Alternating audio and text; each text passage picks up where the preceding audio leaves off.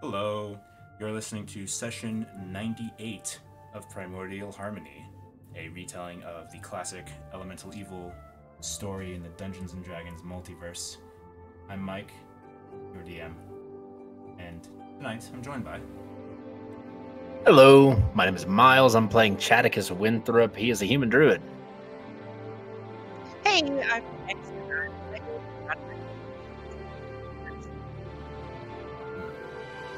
Next we'll be playing Bit the Tabaxi Monk. Your mic is on the fritz, but keep going. Whoever's next. Hi, I'm Kitties, and I will be playing Ren, a Goliath barbarian. And I'm Senna, and I'm playing Snow, the Elven Cleric.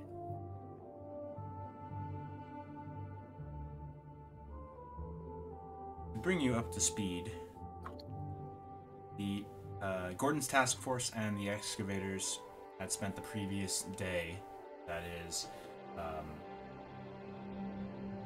Pythron the 30th,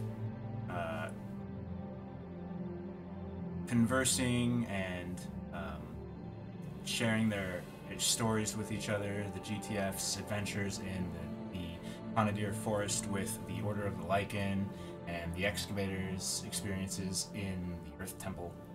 And for the sake, or for Gordon's sake, Gordon, the administrator of the Way Shields, they had come together and decided on what their next moves were after news that there had been raids from Belnar Chanzal's defector militiamen from Forthstride. GTF had decided to head back to Forthstride using one of the Earth Mover carts that the excavators had appropriated from the Earth Cult, or rather stolen back. That morning of Flame Rule the First, we see the excavators heading back into the mountainside, back to the Sacred Stone Sanctuary, Monastery, and or at least the ruins of it, to return to this tunnel to take them back to explore the Fane and so on and so on. So we pick up with GTF. It is mid-morning. You guys have one elemental cart and scene dressing.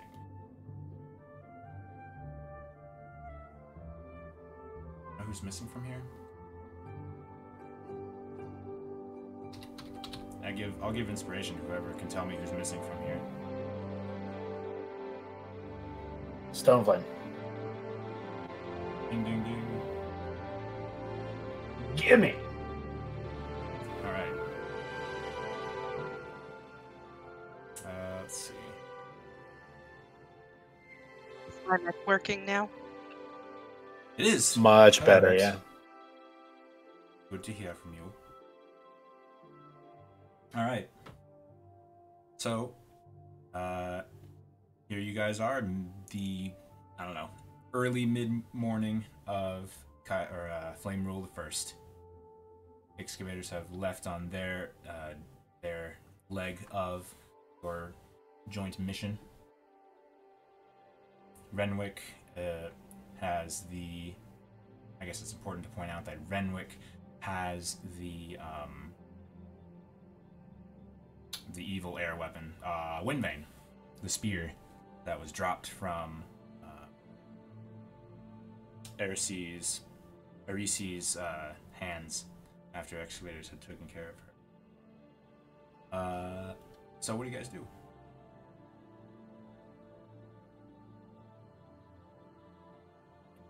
Now, if I remember correctly, we were on the head back to Forthstride, right? To meet up with Gordon. You hadn't left yet.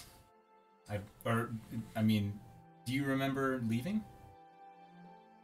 I don't remember actually declaring. I don't. Okay. I thought we walked off in different directions, like that kind of, we followed each other's path for a second, but maybe I was misremembering it. You might be thinking of when you guys left Forthstride. Ah, that was it. You Yeah. were walking the same way for a bit, and then there was a fork in the road, and then you left each other at that point. The excavators took details to refresh your memory are that the excavators had appropriated 3 carts from the Earth Cult and brought all of them with them back here and gave one to you guys.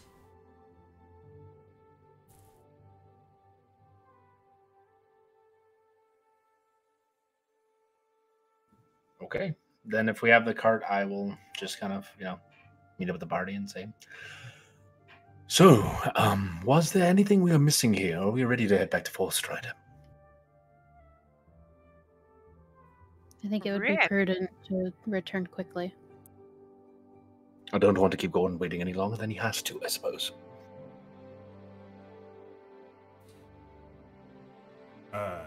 Stoneflame says, all right, let's get in here. And he hops onto the cart.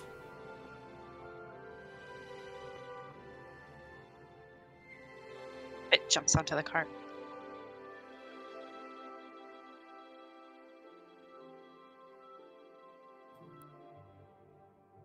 Can it hold all of us? I was waiting for somebody to ask that, or for everyone to say they get on the cart. So you notice, who's the last person to get on the cart? Ren, for comedic reasons. So Ren, where would Ren try to get onto the cart? Just because I think this is an interesting scene. Kitties go AFK and I didn't hear. Yeah, BRB right in the text chat of the Roll20. That was the thing she was saying. Okay, well then I'll just this isn't too important. Ren tries to get in next to Stoneflame, and they bump shoulder to shoulder, and it instantly becomes clear that the cart cannot hold all 6 of you, as Vardic is with you. And Stoneflame says, what are we going to do about this? I don't want to squish anyone with my great mass.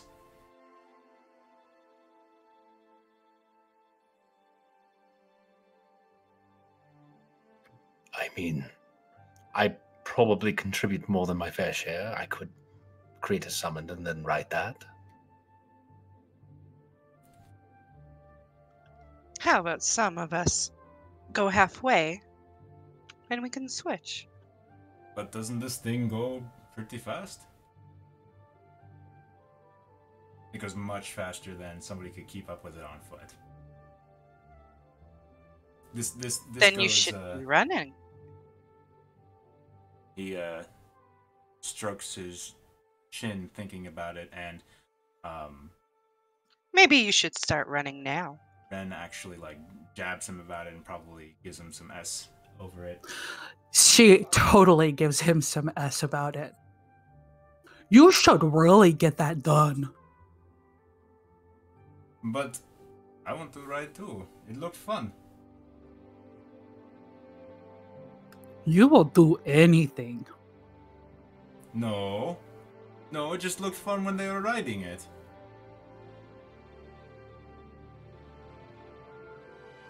You are too big to be on one of those.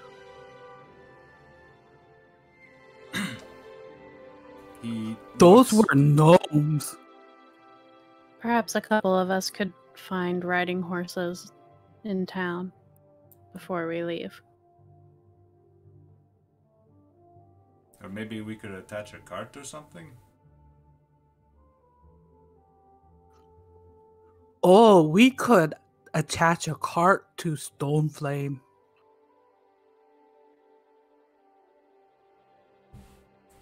Stoneflame considers this, and you see Renwick kind of pop out of his little his abode, and he says, "Why are you all still here?"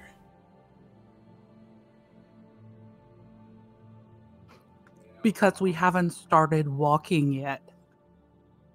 Here, I'll make it. Disgusting transportation. I will make this slightly easier. And Chadicus is gonna dismount the thing. Does it almost like pull up like suspension style, like a car? No, it's it doesn't actually like get pushed down by Chadicus's weight. It's very sturdy. It's almost like it's flush with the ground.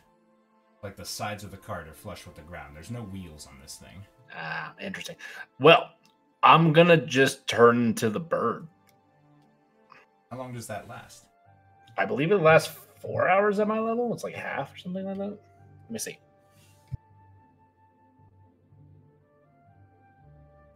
Let's see what we got. Where is that up?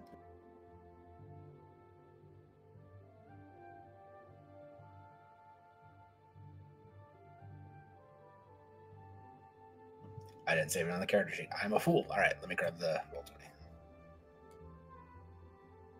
You can stay in to be shaped number to half your druid level round down. I'm level 10, so I can stay in 5 hours. Jesus. Okay. And I can fly someone else technically because of the weight carrying capacity of the giant eagle. What's the giant eagle's speed? It's stupid fast, if I remember correctly. It's 80. Oh, okay. Flying. You'll have no problem keeping up. All right. And you can scout the roads ahead. That's very true. So yeah, Chadicus is going to suddenly morph, and his very, rotund form is going to kind of stretch into lithe wings that are kind of covered in rotting maggots and stuff. And he's going to just take a and just start floating up. I suppose that works, says Stoneflame. Wow. That was amazing. It's the first time Ren's seen him turn into the eagle, I think. I don't recall. I did it sometime in the city, but I don't think I've done it like anytime recently for sure. I think Bardic would also be pretty amazed at that. Oh. It says. Alright. Do I have a eagle sheet for you? I should. At this point. I thought we added one. Yeah, we do. It's in Creatures and Monsters, and you have access to it. Excellent. Back, brah. Play later. Cool. So, Renwick just gives everyone a respectful nod and says, "Safe journey." And he looks at Snow and he says, "Be in touch." And he turns to his small, bigger on the inside abode.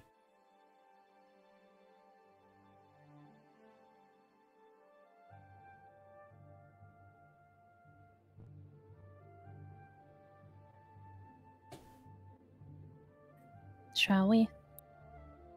Let's go.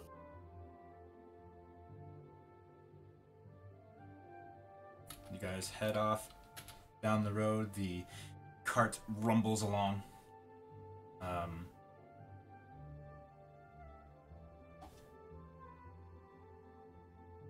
The day is calm as you roll along. Blue skies and a very slight breeze. The morning is warm and the day hot as the summer sun beats down on you. Hours go by as you traverse the road, the Silch Road, and make your way. And it goes, it's actually pretty fast. And you see Stoneflame is looking around in awe at the speed of this cart, which would keep pace with a horse on most accounts. With giant eagle flying overhead.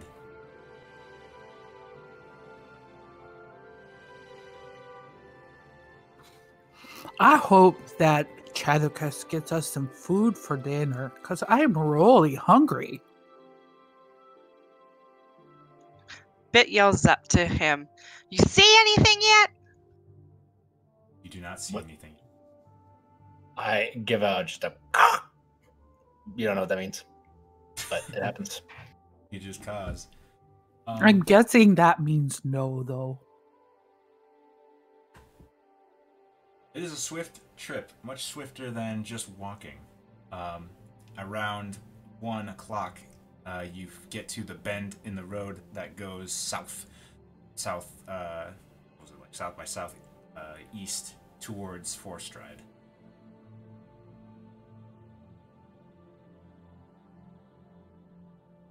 As the mountains start disappearing behind the horizon, and you start to get near to the northeastern tip of the Conadere Forest, and you can see that on the horizon as well.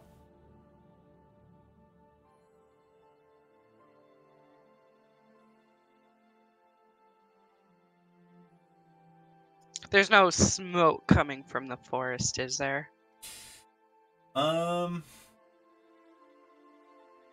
You see, well, you can't really see. You don't see any smoke coming from the forest. Maybe when you were over here, you saw the sky kind of grayish in this direction, but you don't see any big plumes.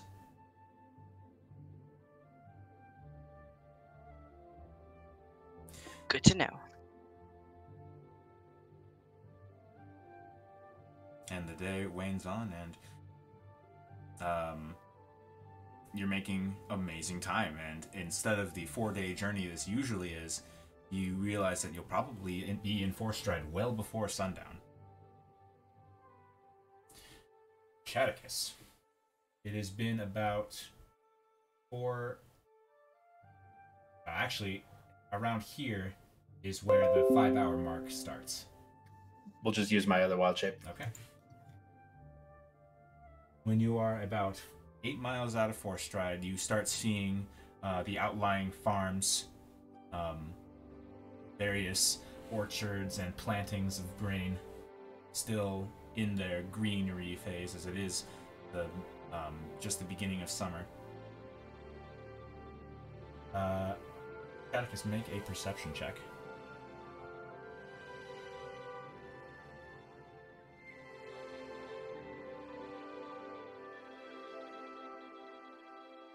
And that's as the bird, and where's this thing?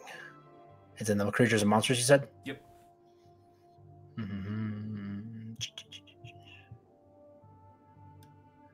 Is it giant eagle or just eagle? I believe it's you gave yourself giant eagle, and I assigned the sheet to you, so that was why you had the carrying capacity, because you were a giant eagle with size category large. Oh no, that's what I picked. I was looking for the thing in the handout so I could press the button for the vision, for the perception. Well, you should have that, or is it just in your? Is it just? Okay, give me a second. Why would I get journal but not yours? Oh yeah, you can. Oh, creatures and monsters. There it is. I was looking at creatures and monsters, the actual handouts for the monsters, like the froghemoth and stuff like that. Oh, okay.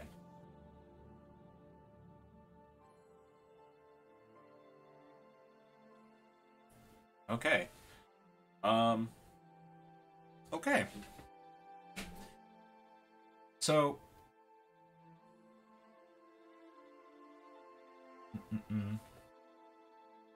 How high up in the sky are you, Atticus? I'm not too high. I'm imagining 50, 60 feet. Okay. Who's controlling the cart? And this isn't really a question of who's proficient in land vehicles. It's pretty easy to pick up. I'll do it. Okay.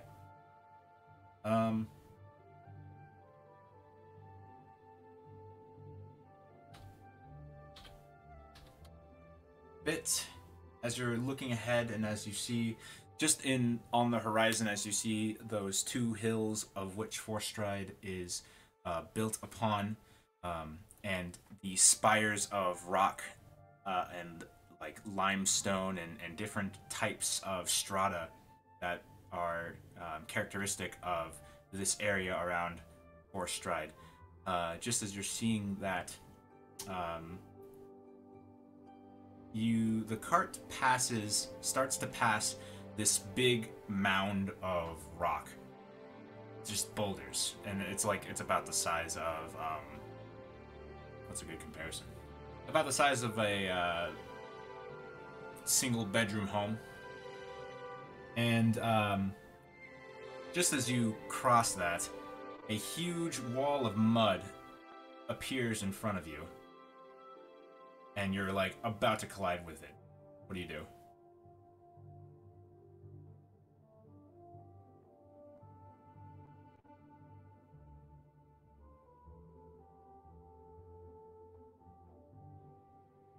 Did your mic go out again?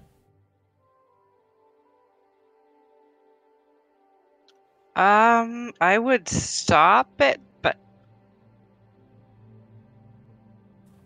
So you react fast to not collide with this thing, and the whole cart lurches. And I need everyone to make dexterity saving throws. Stay standing, except for Chaticus as he is in the air.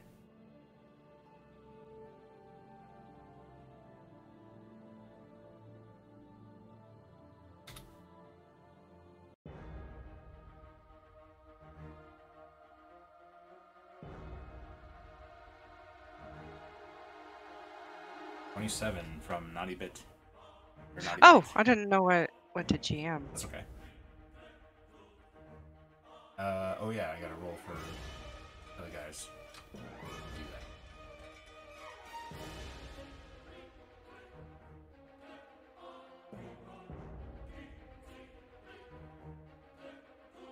Okay, the DC was 15, so Bit and Snow stay up as Ren and Bardic and Stoneflame go prone.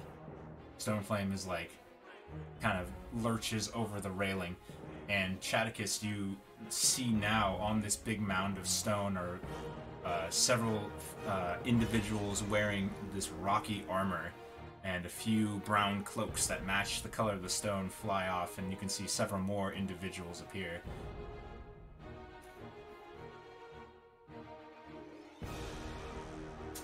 And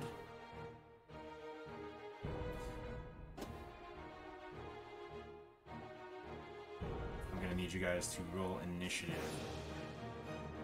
As now standing as they get up on this group of boulders, you can see a man in a cowl with a whip, and several earth cultists and men that in what looks like defaced Forthstride militia gear, and this one just hisses out, "Hand over Iron Fang or die!" And Stoneflame, still recovering like his stance, says, "You will die for knocking me you'll die for knocking me around." And I'm gonna roll initiative. Who is Iron Fang? Ben Oh, would, right. Ben would know, unless she specifically wasn't paying attention. No, she's playing dumb. Okay.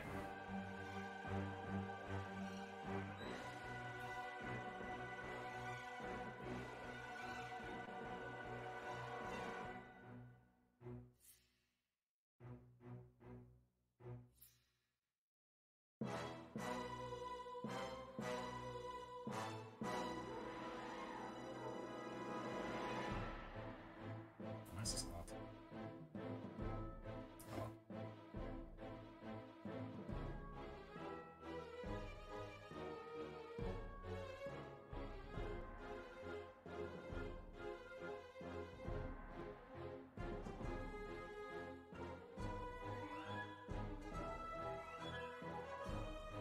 Okay.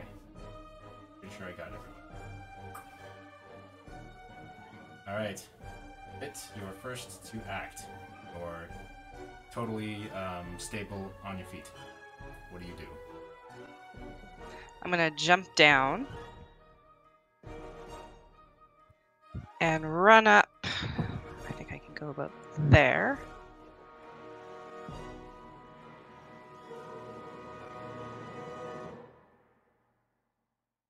And I'm gonna fire up some sunbolts Okay. to that dude. Ready.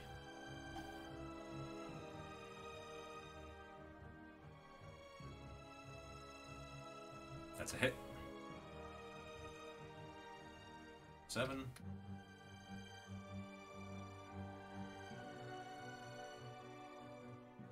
Give me more bolts. That's a miss. I can do one Yes. more, right? Yep. I ruled that you could. The rules don't support it, but I do. That's unfortunately a miss. Okay, now is this kind of like a wall? Yeah. It's about 10 feet high. Okay, I'm gonna back up to it a little bit. All right. Put this on the map later. All right. Giant eagle. Caw.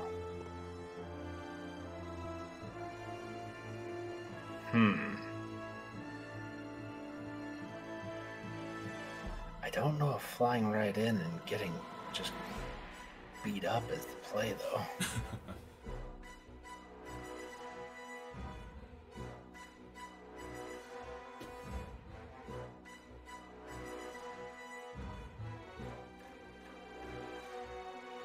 I'm just gonna hover up and let them approach a little bit. I'm gonna pick one off a little bit. So I'm just gonna fly over the mud wall. Kind of fly down a little bit so I can at least be a meat shield for a bit, a little bit. Okay. And then I'll take the dodge action. Stoneflame hops out of the cart and grabs his, or just hefts his maul and just rushes towards to here. And he takes his hammer and he smashes the ground in front of him. And he's going to cast his own Erupting Earth as the whole rock thing just breaks open and you see magma appear from it.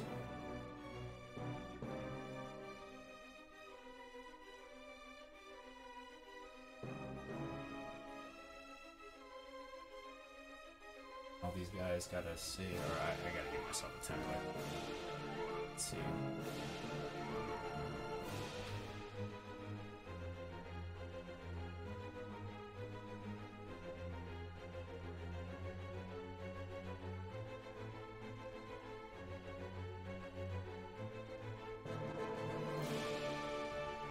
Wait, is Erupting Earth a 20-foot square or a 30-foot square? 20 foot.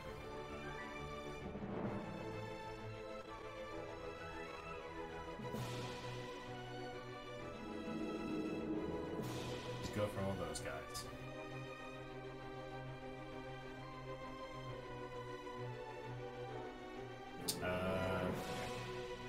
Damn. Dude, that saves. Fails.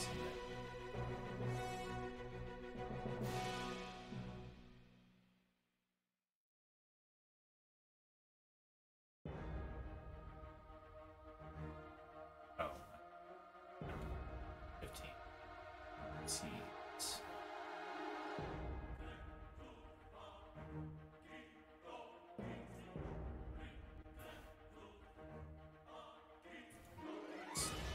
13. Public still. Okay. So.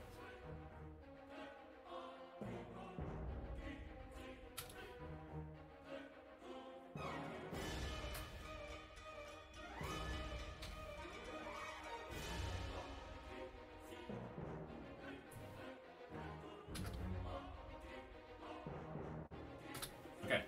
Stoneflame's turn. Chain Breaker goes and just growls and starts making his way towards Stoneflame, trying to maneuver through all the mess that he's made and gets up to here, using his action to dash as he crawls through the rough terrain. The Light Eater goes. He is going to carefully make his way down here and going to point his finger at do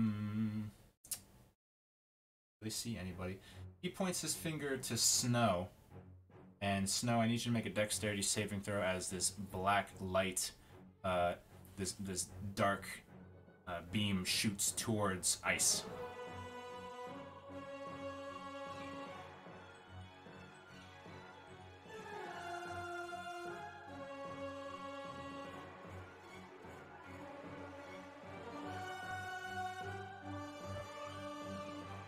Tina,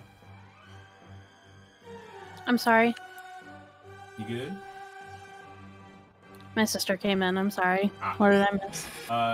A dark beam of light shoots from the Light Eater here towards Ice. Dexterity saving throw. It's a save as you pull it out of the way, and the beam harmlessly moves away. He continues his movement and gets to here as he uncoils a whip from his... Or actually, no, he always had the whip out. He just cracks his whip, trying to be intimidating. But he's just going to take a opportunity attack from Stoneflame. Funny, it's like doing me. What the heck? I'll do it. Crazy. Yeah. Alright, the Stoneflame. 9 damage. Alrighty. Black Earth Guard is going to join in, using his movement to get to here, and is going to take advantage of flanking and try to hurt Stoneflame. 1, 2. Does 18 total. Alright, double control Vardic as he pops out of the cart, makes his way over to here, cries out something in Goblin, and goes full bore on this guy. Both of those hit. And you notice something odd happen as his magical blade hits this person that was once a Forthstride militiaman. You notice that there's a resistance to it. Something that in your tenure as adventurers you recognize as a creature's resistance to non-magical damage. But here, this person has resistance to magic damage.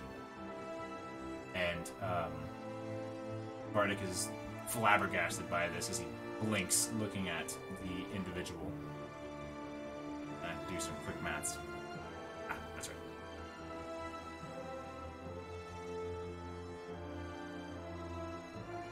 And next is this one. I'm going to dash over to here. Get over to here. And he's going to, let's see, he's going to shoot his Crazy beam at Vardic. We'll see if he can dodge that. Not. So this dark, unmaking beam just collides with Vardic's plate, and you see this sort of shimmer in the air, and it looks like his armor is like duller.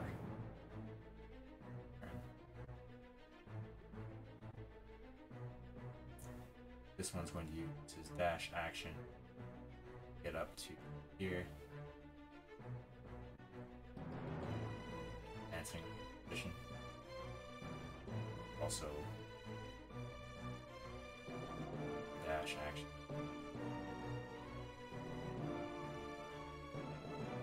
Up to here. Ren.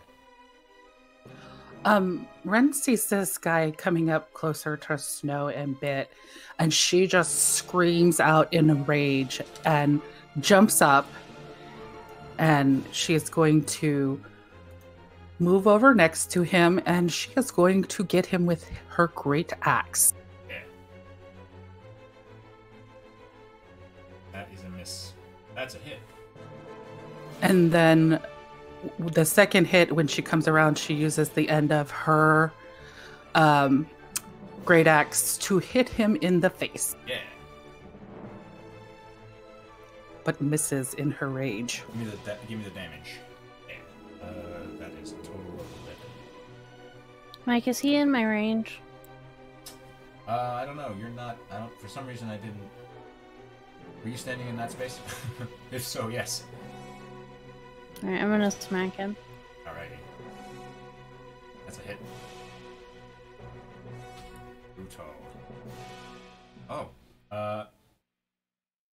So with the combination of Ren and Snow, you both take him out. His wounds from ice freeze, and the wounds from Ren's great axe just are there as he collapses. His armor shattering.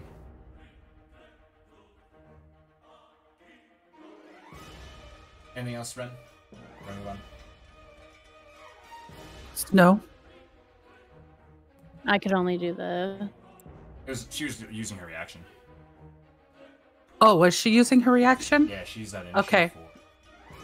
Okay, I am going to, when I see him fall, I'm just going to run over to this light eater and growl at him. Righty.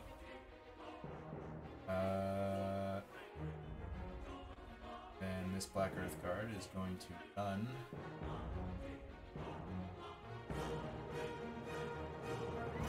I round down. And he's going to attack Bardic. It's once, misses the other, dealing 8 damage. Alright, Stone Melder comes over to here and sort of surveys battle and notices an area without his dudes and is going to try to fuck your day up.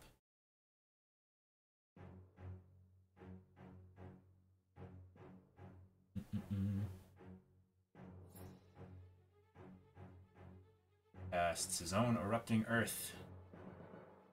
Right, y'all.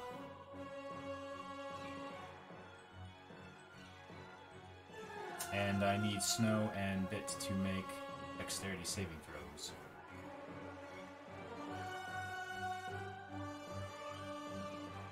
Should be not 10, it should be 13. DC 13.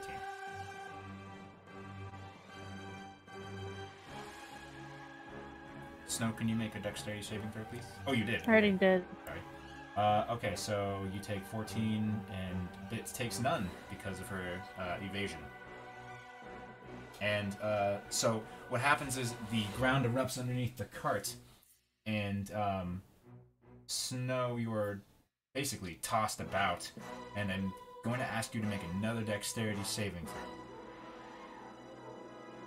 Alright, you land over here on your feet, off of the cart. As the cart itself is like tossed around a bit.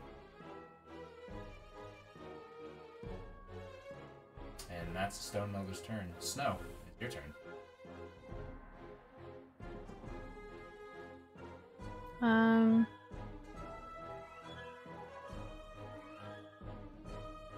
gonna cast Shield of Faith on myself.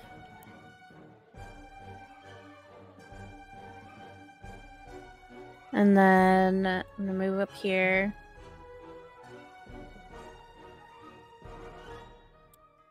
And I'm gonna whack this guy. Who? All the way over here? Okay. He should be in my range. We've got 10 feet. He is. That's a hit.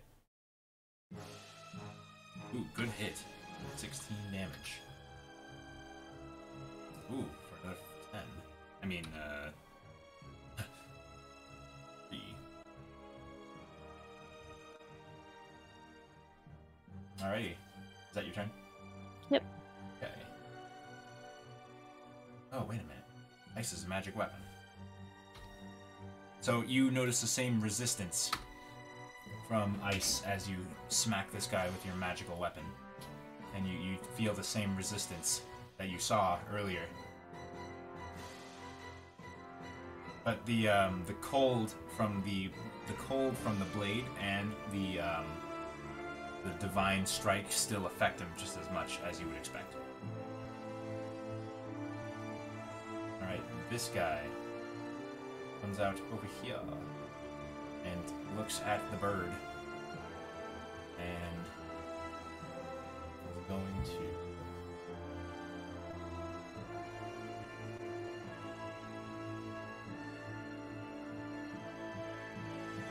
throw a gob of acid at the bird. I need you to make a save, I think. Yep. Bro! Bro! Alright, you saved. You just dodge it and just falls onto the ground. Then he moves back here. Hit. Is it easy to get out of this, or? I mean, I was just assuming you're standing. Oh, are you talking about this? It's rough terrain. Yeah. Okay. Oh, I can get him. I'm gonna come running up to that guy there, Alrighty. swing with my staff, across the head a couple times. Alrighty. That's a miss. That's a big hit. Crack! And he crumples as you smack him with your mundane staff. You hear a nasty crack. What else would you like to do with your turn? Oh, wait a minute. She has advantage for melee attacks because she's within 5 feet of me. Oh, we'll roll another one for the sake of the first attack.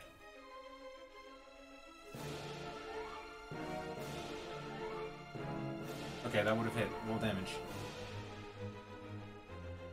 That wouldn't have been enough to kill him. So the rolls stand. You have one more bonus action attack or bonus. You have a bonus action as a monk. Gives you lots of options and movement. What would you like to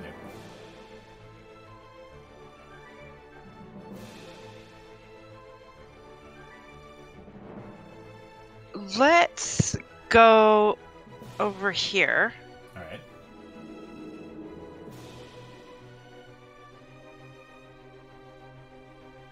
And do I ever do a regular? No, a bonus action, right? Your bonus action would be an unarmed strike. You're gonna attack. Because I was gonna do the flurry of blows. Yeah. Spending a key. Okay, so that's 2 more unarmed strikes. Yeah.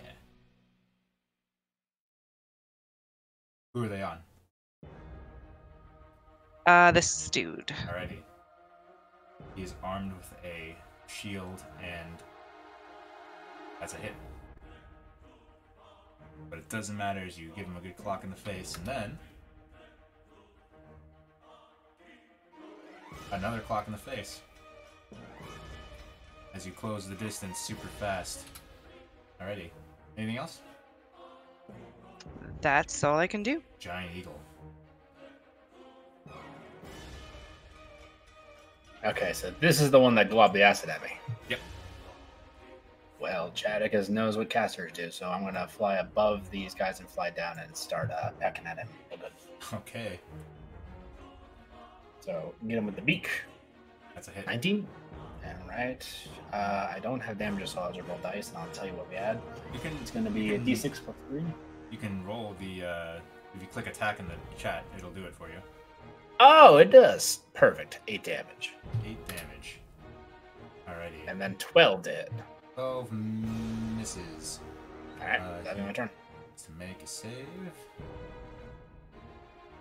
Actually, I got more speed. I'll fly on this side of him, just in case. Just barely saves. Alright. That's my turn. Did I just skip something? No, I didn't. Okay, Stoneflame. Stoneflame is going to go after this guy. Super angry. Actually, no, he's going to go after this guy because he hit him. Stoneflame is going to also yell in his own special rage, and you see his tattoos glare to life, and he's going to go after this guy. So I guess just to have that noted. And back and back. Hitting this guy. Ooh, dang. Wow. You just hear the sound of shattering rock and bone as Stoneflame just bears down on this Black Earth Guard and just annihilates him. This chain breaker is going to follow up and, while he's distracted, try to hit him.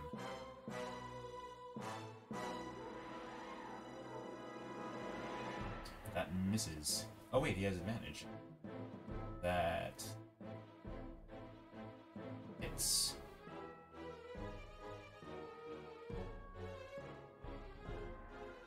Gnarly attack right back. Which Stoneflame whirls around just in time to get a bunch of nasty damage to the face.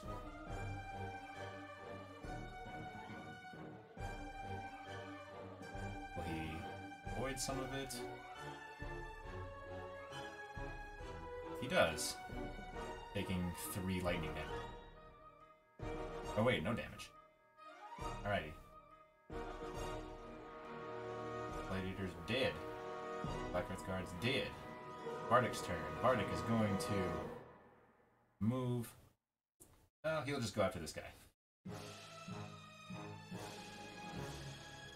Remember, he has advantage because he's standing next to Ren. Alrighty. Wait, does only he has to be next to Ren? Anybody who's within 5 feet of me on a melee attack gets Okay. advantage. You got I'll it. key that for you. Well, I just wanted to make sure it didn't say that the enemy also had to be within 5 feet of you.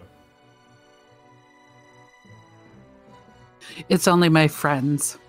Righteous. Alright, well, he goes at this Black Earth Guard here. Whoa. So 15. Then he's probably gonna, in Vardic fashion, you'll probably dump a smite in there. So that's gonna be that, 17. Excuse me, 19.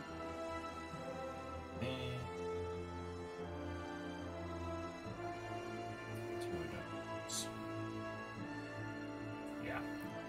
So he just cleaves this Black Earth Guard in twain, the armor turning to dust as he collapses. That is Vardic's turn. Alrighty, this Light Eater is going to move through his ally up to here as he uncoils his whip, passing by Stoneflame, so Stoneflame will get another hit, or another opportunity to hit. It hits him pretty good damage.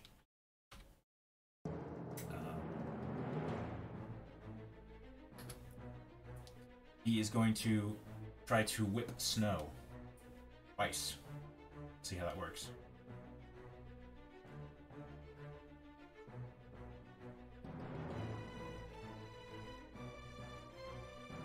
For 20. Yep. For 7 damage in total, and I need you to make a spell casting saving throw. Your spell casting. Wisdom save for you. You lose your highest level slot, one of your highest level slots. As you feel the energy just drain out of you, the connection to Oral weakens and wavers for a moment, but then comes back strong as your conviction remains. And he does it again. I believe that misses. It does. Alrighty, that's the end of his turn. Does Show the Faith go to? I think so. Yeah, it does. This Light Eater is going to attack Bit. Or not Light Eater, the Chain Breaker. So, 25 to hit Bit. I'm gonna use my opportunity attack on him. Alrighty. Fortunate. For 14 damage in total to Bit. And then he is going to try to blast Bit with a Chaos Vent. So I need you to make a dexterity saving throw as fire erupts from his hand. carrying the sword. That was a good roll, too. You dodge all of it. Alrighty. Ren. Ren is just going to walk up on top of this guy here and aim right at this one that's been hitting Bit.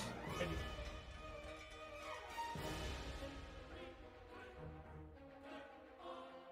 That's a miss. That is a miss, unfortunately. And that is a miss. That is very unfortunate. Alrighty. Stone Melder's turn. Going to cast the spell.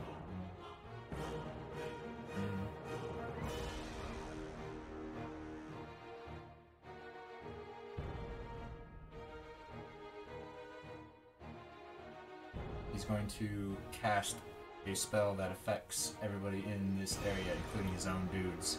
So I need Snow, Vardic, and Bit. Wait, where is... Are you on top of this token? Oh, okay. Yeah, I was.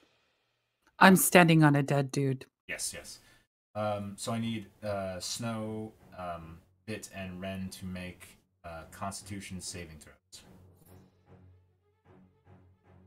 And is DC 13, not 10.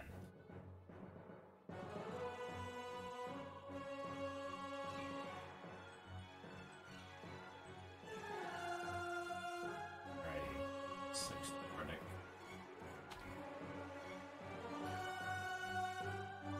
Right. That's his turn. Backs away a little. Snow. I am gonna move this way and attack this guy. Alrighty.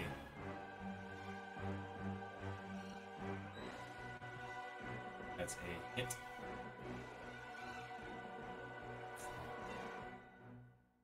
And then.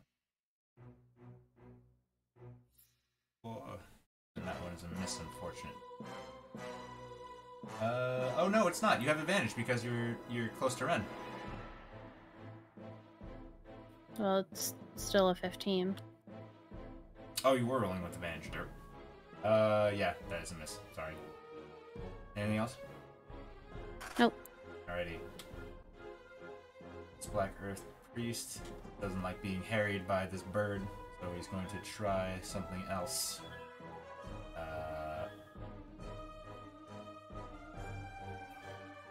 He is also going to point with his hands, and he fumbles with a chip of mica and another loud ringing sensation, but this time just around the bird, and they need the bird to make a con save. Board will make con save. Board roll 17. Right, so you take 6 thunder damage. Bit. Let's whack this guy over the head with the staff again. Hit. You have advantage.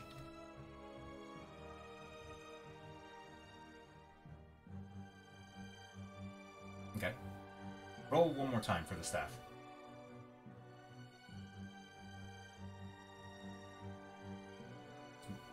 Don't forget you have advantage, so give me another roll.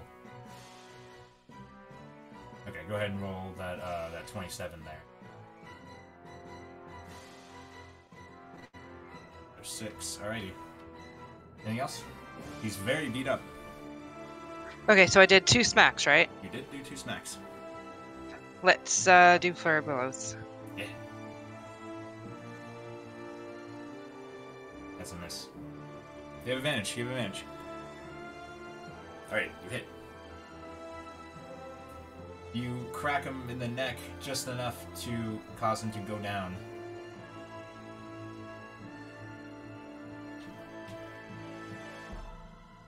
Can I do, like, my last You can. on that guy? You absolutely can. And you still have advantage.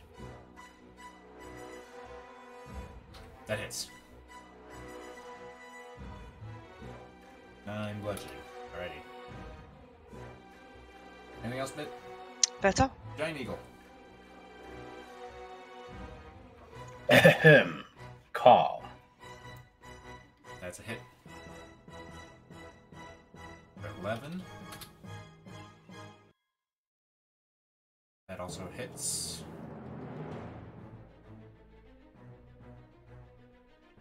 The this wall of mud, it was actually a wall of sand, dissipates. And you gave me the damage? Okay. Apply it. And we'll move on to Stone Flame.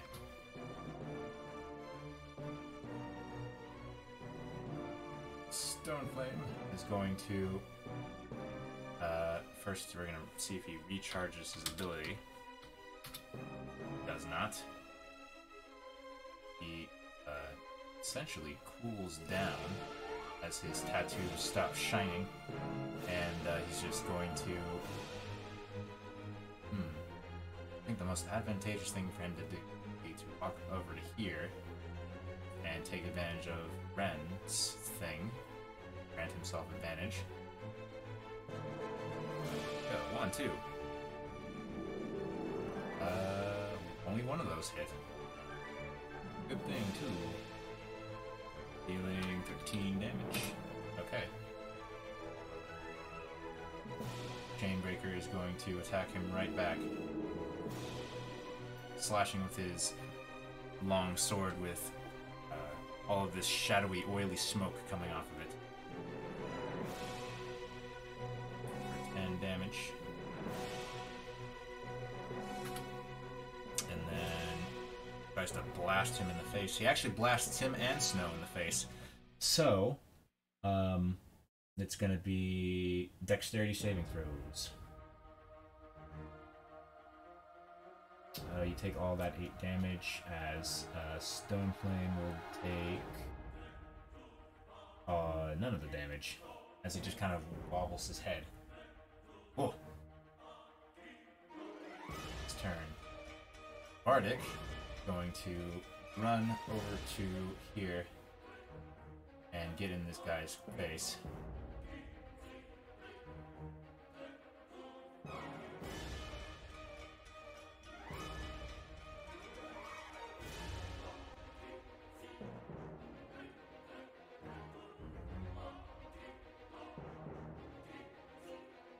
Alright.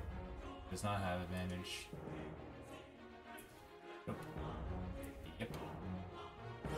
Divine slashing, and he's going to pump Divine Smite into this.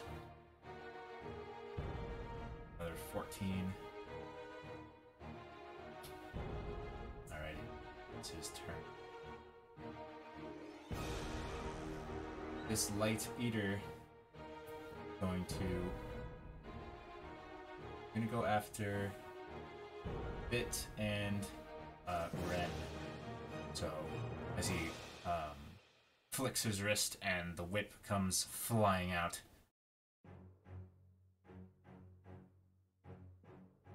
Where's this thing go? Here it is. So this one on Bit for a total of 12 damage. You don't have any spell slots, so it won't affect you in that way. And then this one on Ren. 17? Hits.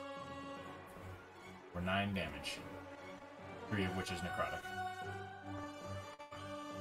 That's his turn. Ren.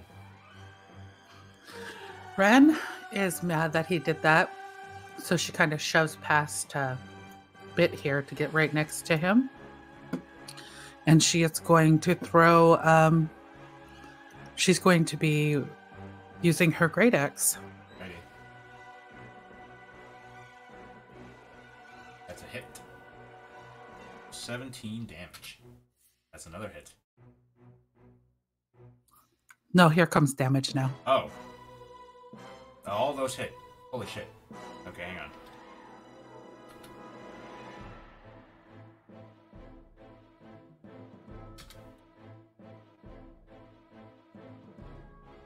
She was really angry. I'll bet. You leave him almost completely decimated, several cuts through his cloak and into what you can tell is a little bit of armor, and blood drips onto the grasses as he growls at you, still up.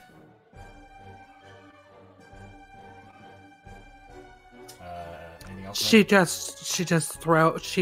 rages back just when he growls. She screams in his face. Right. Stone Melder is going to take on Vardic Rod. And he expends a spell slot of the damage a bit.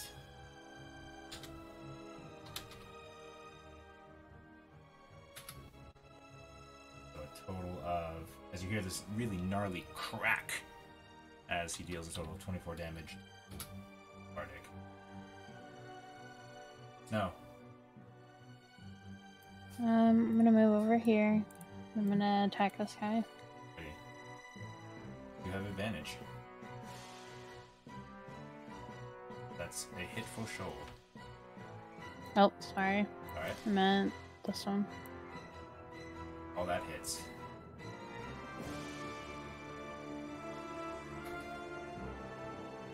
Seven and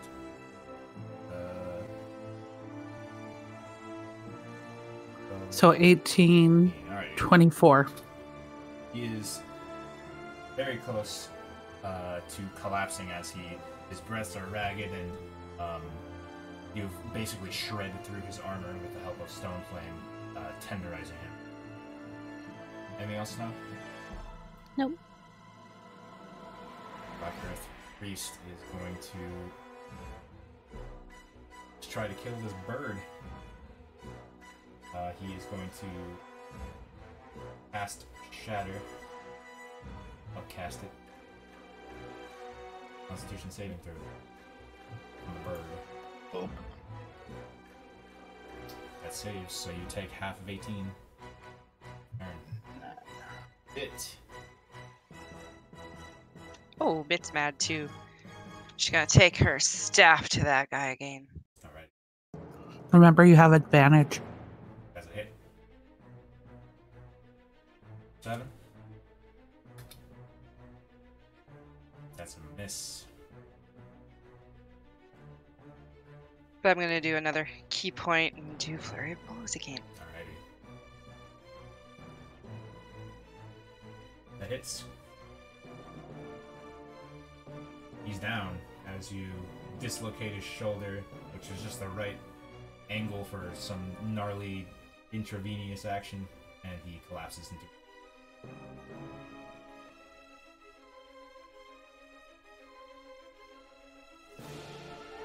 You have another attack if you still want to use that key point.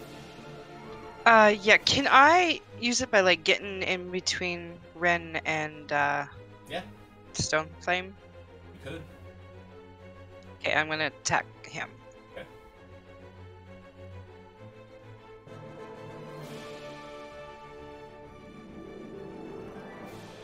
Roll damage. So I like to imagine between or from this wall of Goliath, a cat paw comes out and just smacks this guy up, and he collapses, and then back in to behind this wall of mountain Warren. Anything else, Bit? I got this great picture of a cat paw just coming out and Yeah. swiping him. Yeah. And like it has that meaty punch nothing. sound. Alrighty. Giant Eagle. Caw? Huh? Ooh, Caw. he's dead. As, Caw. that's a hit. Caw. 9. Okay.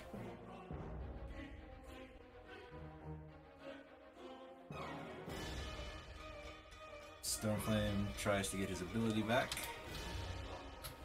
He does not. give him more of a range.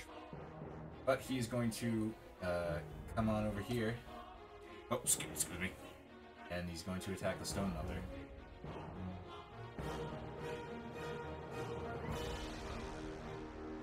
Very rude! As he smacks the guy for 11 damage. Does it again. Ooh. Doesn't have advantage, so I can't count that. Darn it. But, hits him for 14 plus 6. Dang, he rolled max damage anyway without the crit. So that's a total of 20 damage. That's his turn. This guy is dead. Bardic is probably going to take home the fight. We'll see in a hot second. As he has his greatsword. 23 hits. 7 slashing damage. Burn one more spell slot.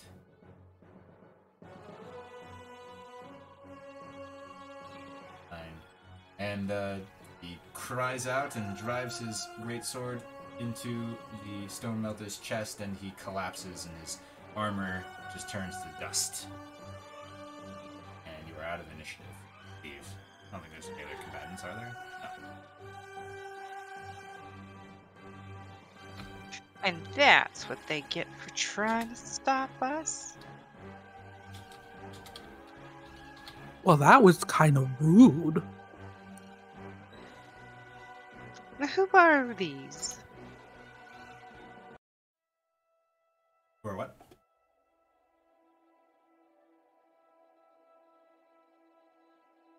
Who are these guys?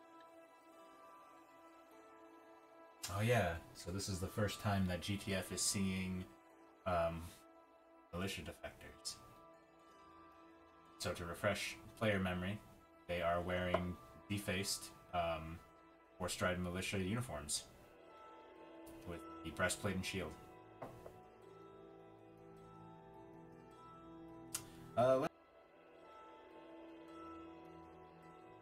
So with the battle concluded,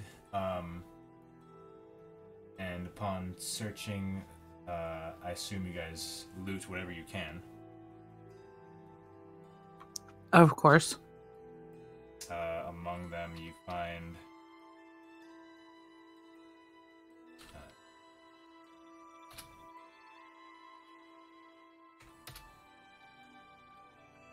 22 gold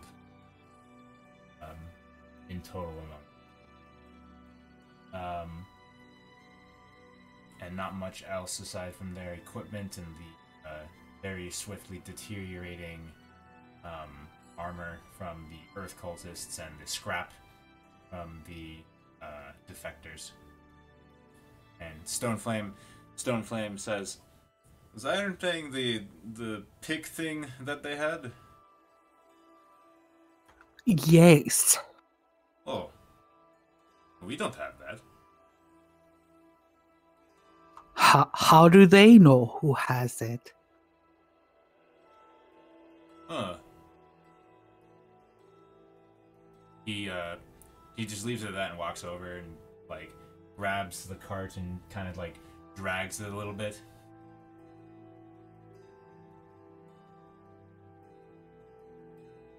And kind of puts it back on the road. Should we keep going? Yes. So you all pile onto the cart, and you keep following the road back to Forthstride. You can see the two large hills that hold the city drawing near, but as you get closer, and as you get closer to the river that runs through Forthstride, the Tudera River, you spot workers, men in militia uniforms, not defaced militia uniforms, but better suited, or intact and well-kept militia uniforms, way shields, and civilian farmhands with shovels and wheelbarrows, and they're pulling crops from the ground. And they're moving mounds of soil with newly planted grains and fruits away from the water's edge, and you realize that the width of the river is significantly wider than you remember it being.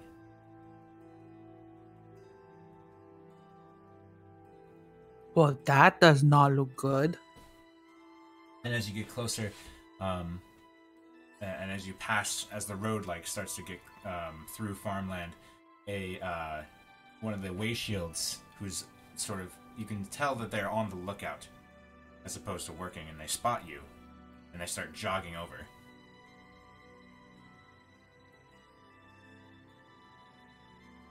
Ren just waves at him like that happy hi. Oh there. I'm gonna fly down and perch on Stoneflame's shoulders. Try to dig into him a little bit. You're like Huh? this huge bird, and the way shield like stops for a second and looks and says, "Wait, where's the larger man?" Oh, that is Chaduka-san on Stoneflame's shoulders. Oh, The bird nods. You know, you must be magic the- people.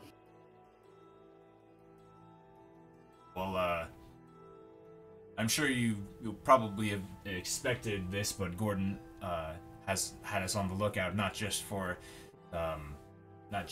more raids, but for your arrival. He asks that you report to him as soon as you possibly can.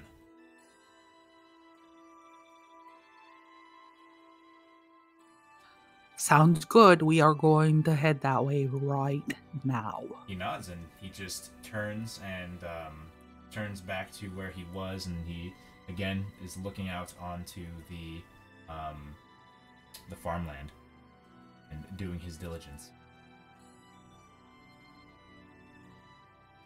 When you get into Forthstride proper, Do we pass by Zachariel's house at all? side. Does he live? I thought it was the west. Was I it? did too. Well, no, because the river is yes, the west, but the north or south side.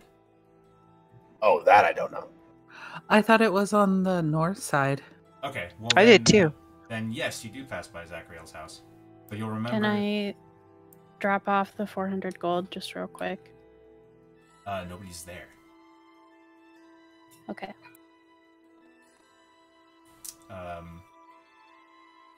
Speaking of gold, It's still empty because they're not living there right now. To refresh your memory, his family had taken up residence in the Wayshield headquarters. Speaking of Ren, I must pass out the gold. oh, I counted it myself, and she hands everybody 396 gold pieces. did you divvy up some for Stoneflame? I did not. Okay. Oh no, I'm just saying because he would not accept it, and I don't want to ruin your math. No, I just did it for the PCs. Yeah, okay.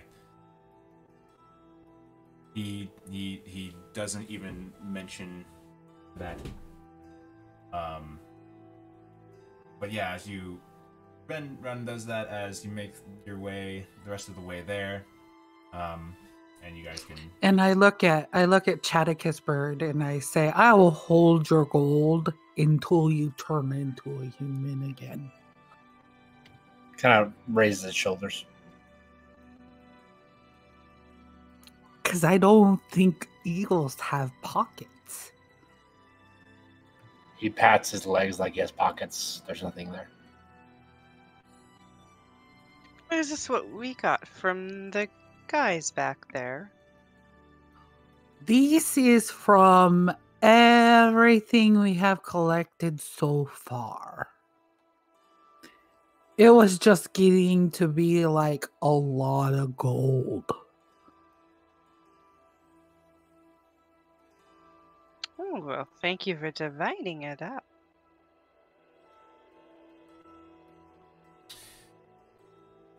So yes, as you draw closer to the river, as the road gets closer to the river, you find that the road is submerged a little bit, and I'll take you to the proper Forthstride map, where I have drawn with the the great drawing tool of Roll20 is where the river has flooded. Is the little river to the pond? Oh, excuse me. Also flooded. No, it just is not helping the situation because it's still running. Is there like a militiaman anywhere? Yeah, Walking by. So yeah, as you are drawing near, you can see that there is a militiaman who's operating this sort of it was a wall, and you see that it's been sort of fashioned into a sort of movable gate using rope and lashings. And beyond him, you can see how people are being ferried across. Like a group of people are just being ferried across because all but one of the bridges have been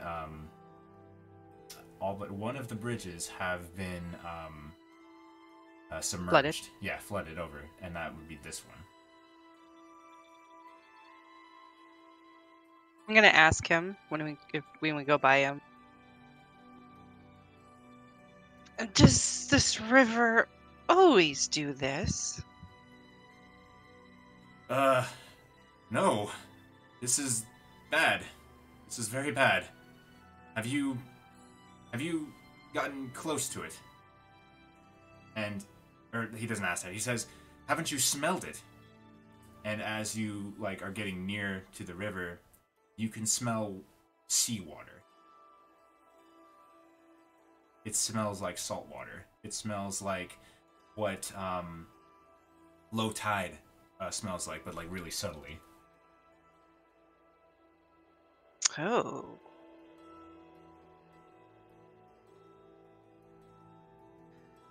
How do we get across? It says, We need to see Gordon. of course, he pulls the gate open for you, and he says, you'll just have to go around and actually, I messed up. It's this bridge that is not submerged because it's elevated. All the other bridges are flush with the water normally, but this one is elevated. Mark it.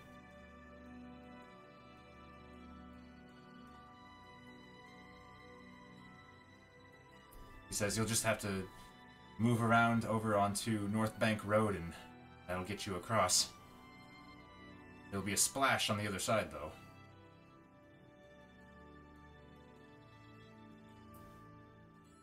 And you can see that the town has been you get the sense based on the movement of people to and fro the river, and the sort of militia presence is that this had been this way for a little bit, but clearly there's still a sense of disarray.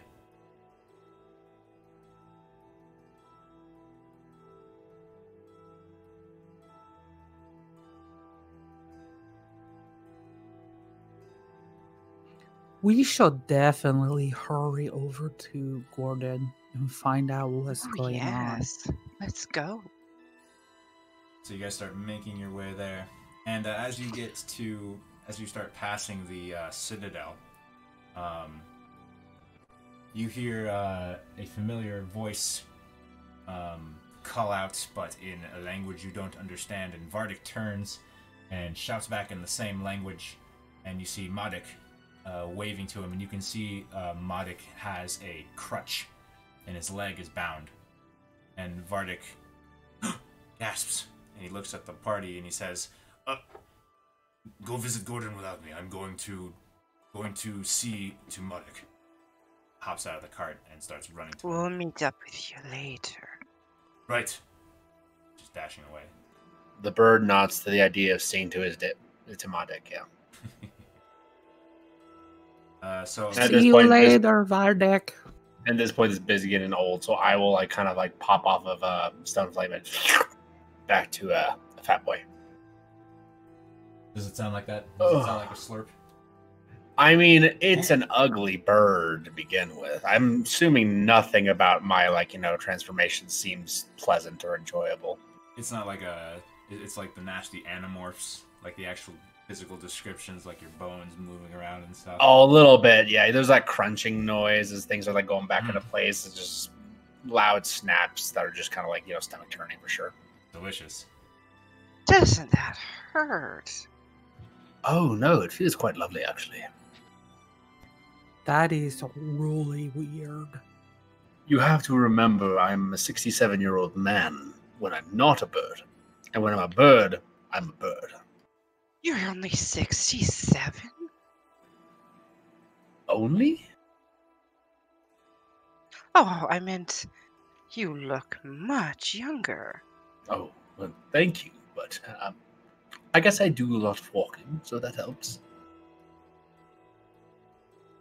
As you guys make your way to this bridge here, you notice, so there's water, there's a slight flood at this side of the bridge, and you notice as the cart goes through it, it slows to a crawl. Like, it's almost like the earth elemental can't really grab onto anything, but eventually you make it through that small flood. Like, I would say the width of it is maybe about 7 to 10 feet. And then you get onto the stone part of the bridge and you easily make your way over. And then there's another flood here. And again, you sploosh into it and slows to a crawl. And then once you're free of it, you start heading up the street easily.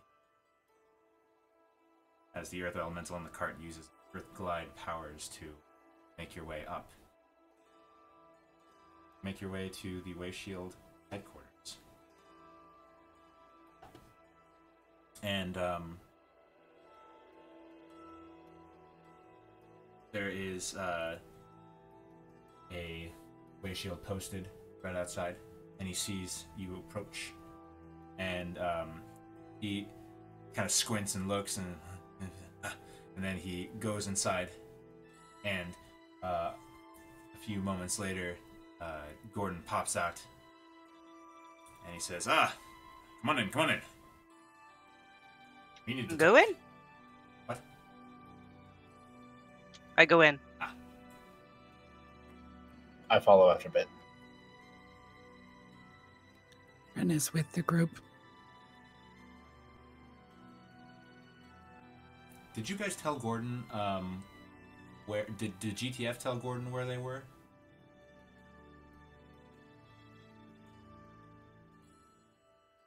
No, we'll assume not.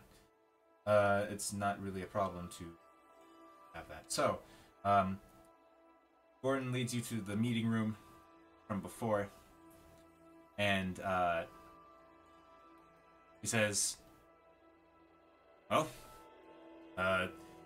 tell me what you've been up to and what's going on. I'm in the dark here." I'm pretty sure Gordon knows about the defectors in the He does. forest. He does. Does he know about that specifically?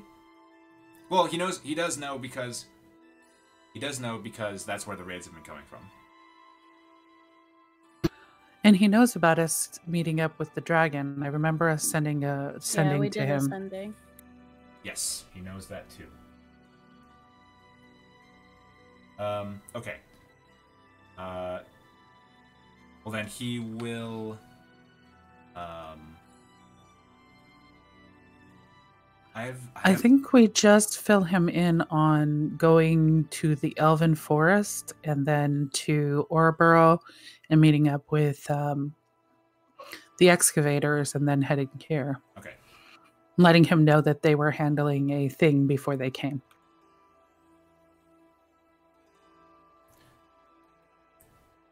What is they and what is thing? The excavators go Okay. to get rid of Iron Fang. Got it. Okay, so he says, okay, good, that's one of our bases covered. And I happen to understand that your plan was to engage with the defectors in the forest and find this, what'd you call it, a nexus?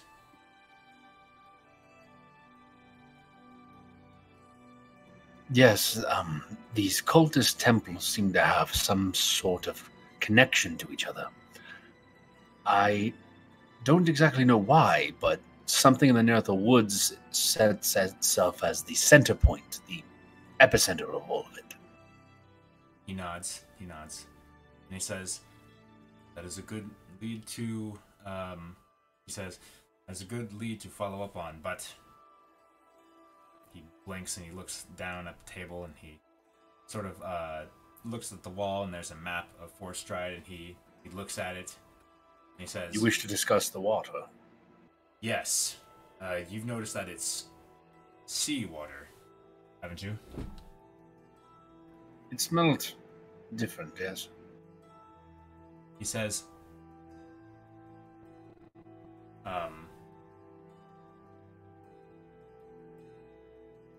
I think it's prudent to find out what's causing this, as I can't help but imagine that it's cult related. He says, I have a contact in Roland that I sent a sending to, and I haven't heard back. That doesn't sound good. He shakes his head. No, it doesn't.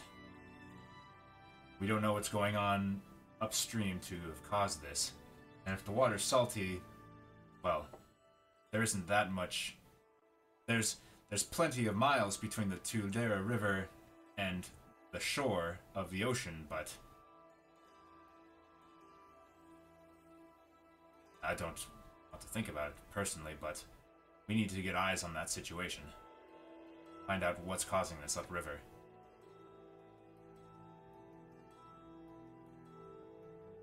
Are there any leads? Do we know where the salt water is coming from? Do we know how long the volume's been rising?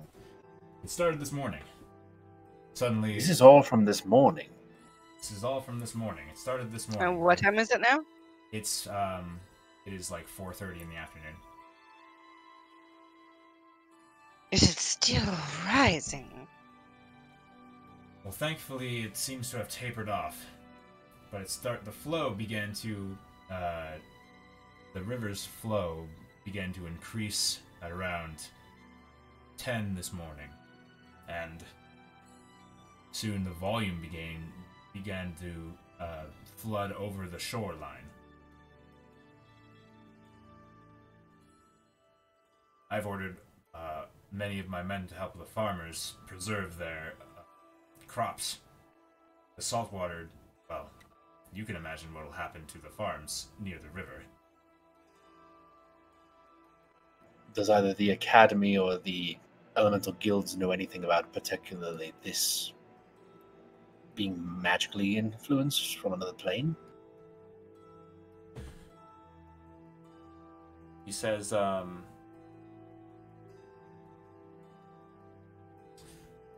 he says the Academy has looked into the water, and they have nothing to say about it other than it's most likely seawater. And the guilds, well, they're still in disarray. Ah, I see. Have you sent anyone upriver? We haven't had a chance. There was a raid just this morning before the flooding started. There were both defectors and hobgoblins, and what I would assume are cultists of water. They had this garb that was reminiscent of seaweed and shells. We've run into them before. They were in the coast.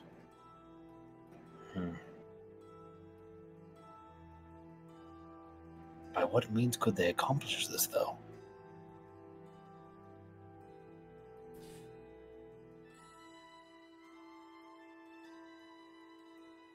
I'm afraid that there's some powerful magic involved, certainly. As much as it is worrisome that your contact is missing, I imagine we'll find our answers upstream, wouldn't you agree? Oh, absolutely. In fact, I was asking you to investigate this. I'll turn to the team and see their opinions. I nod. Oh, of course. No problem. Good. Then what I ask of you is to check on your affairs here, because I wouldn't ask you to leave immediately and then leave in the morning.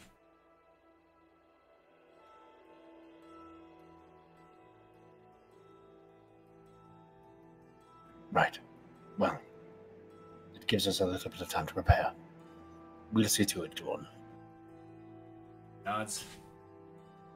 And then he says, again, looks around at the table and says, dismissed.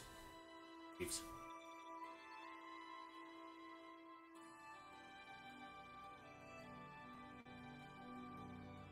Oh, I forgot to. Oh, Gordon. Oh, yes? Who was the one you sent up ahead? What's his name? Oh, no. I have a contact that... I have somebody I know in Rollid that lives there. Should we seek him out when we get there? Of course. His name is, and Mike's going...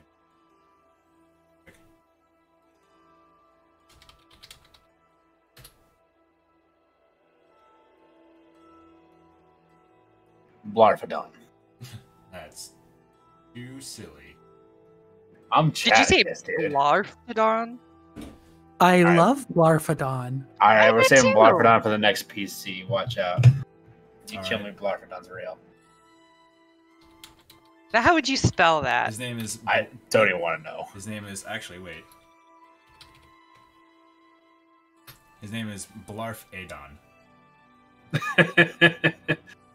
Love it. Mr. Adon is a halfling. Halfling fisherman. He's been in his trade for a long time. You'll know it's him by the necklace he wears. Or the... No, I'm sorry. It's not a necklace. It's been a long time since I've seen him. It's a bracelet. It's a gold bracelet with a charm on it that looks like a fishing line. A fishing rod. That's what I meant to say. Are you sure? This is Michael, not Gordon. Gordon is sure that Okay. Gordon is sure that it's a bracelet with a charm on it that looks like a fishing rod.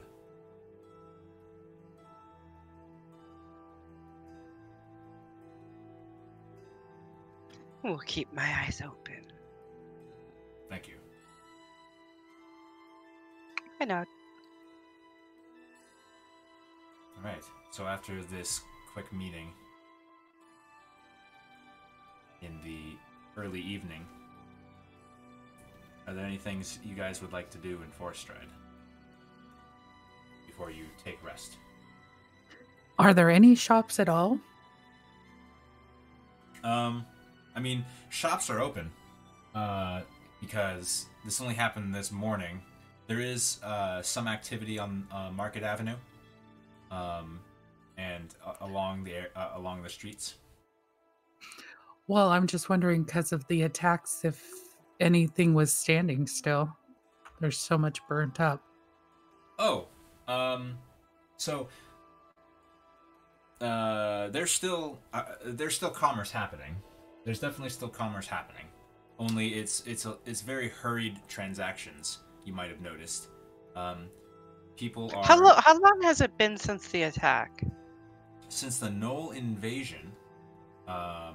It has been. Let's see.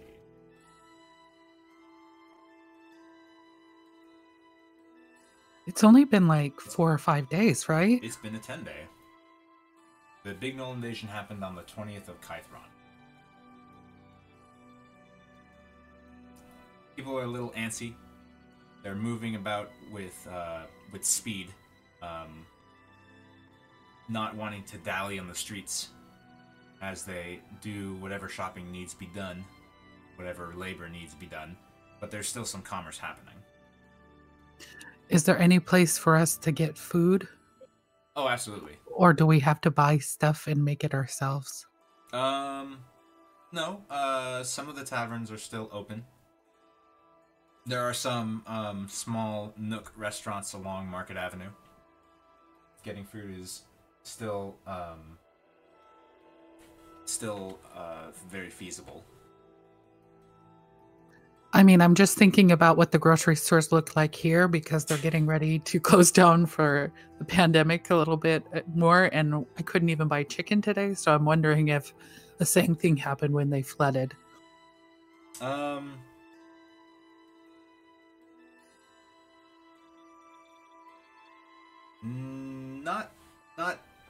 Not boarded up.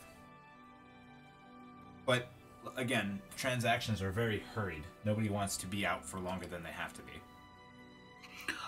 Okay, so Ren looks at Stoneflame and says, I am really hungry. We should go find something to eat and something to drink. I agree. I agree. He looks at Bit and he gives her a nod. As I said that at the same time. And a drink. How about you, Mrs. Snow? I need to attend to my temple and find Floriana and give her this money. Oh, yeah, the gold.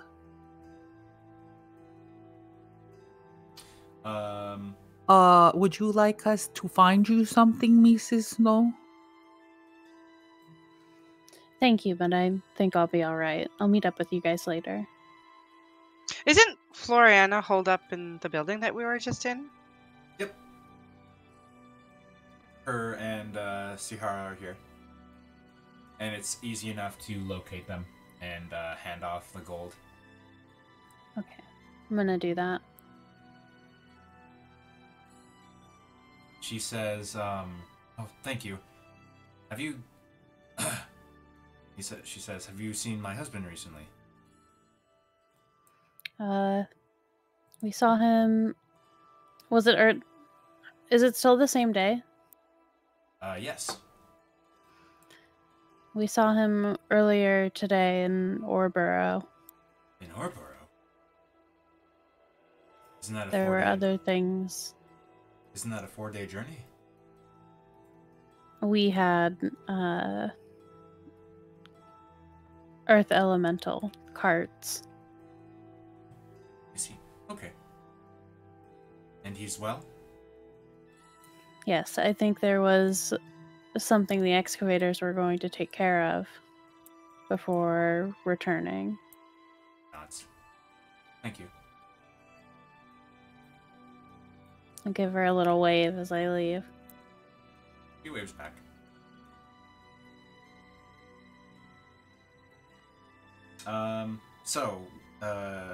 Is Chaticus going to join It and Ren and Stoneflame? Seems all appropriate. Okay. How much detail do you want to have in this scene? Or, you know what, you tell me what you're doing. Set the scene for me.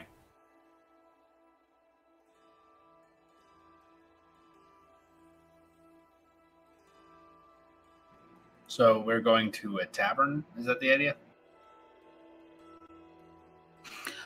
We're looking for somewhere to eat. We just walk down the road until we find something that's open that we can sit down and eat. It's easy enough. You actually find a proper restaurant that's open in Market Avenue. And you can smell cooking smells coming from it. What kind of cooking smells? You smell spices and what smells like roasting meat and vegetables.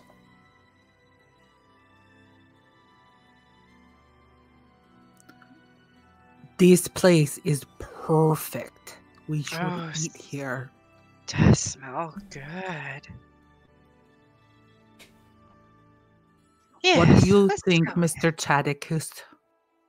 Have I been to this establishment before? Yeah. Yes, it's quite enjoyable. I've been here before. Do they have good drink? I mean, they'll have drink of sufficiency for what we need for, which I imagine is to get a little bit of the travel sores away, right? Absolutely. Oh, that's right. You live here. Do you know of another place? Oh, I don't go out as much as I used to. But I thought you said you walked a lot. You may remember I wasn't in the best of shape when we started our journey. I've been walking a lot very recently. Becoming quite good at it. Yes, your calves are developing quickly, says Stoneflame. Oh, you noticed. I thought I was the only one that could see it. Not that you say it. I think your stomach's got a little bit smaller.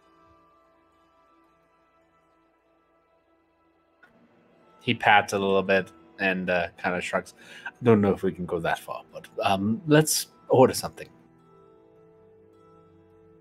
So, this I place. guess we go think in? I smell roasted carrots. That's one of my favorites. So this place, you notice that there's what might have been a menu carved in wood has now been papered over and written in charcoal. It says stew or fry. And then it lists a price of 5 silver for a plate. Fry? Fry what?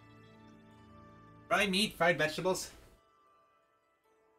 A young halfling You fry responds. the vegetables? Fry the meat and the vegetables in the same pan. They all flavor each other up. Oh.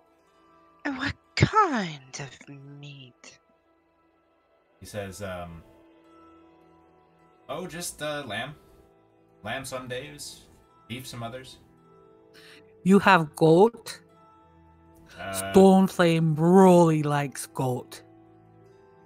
Stoneflame says, oh, it doesn't matter, whatever meat they've got. No goat.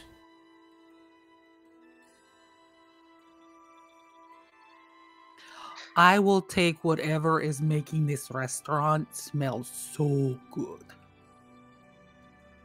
He says, well, it's probably both. I could eat both. A stew and a fry coming up. I think one stew for me. He's like marking it down onto a little piece of paper in his hand. I will share my fried with you, Chadukasin, so you could try it. I'd like a Listen. stew and a fry, please. Mm-hmm, says the halfling. And Copycat. I think Bit looks at Ren and Stoneflame. And she's like, yeah, give me 2 as well. Two of what? Oh, sorry. 1 of each. Oh, sure. And then he just goes to the... And you can see, Oh, wait, we need ale. Lots and lots of ale. and you hear from the kitchen a pitcher of ale. Better make it 2. They better be big pictures.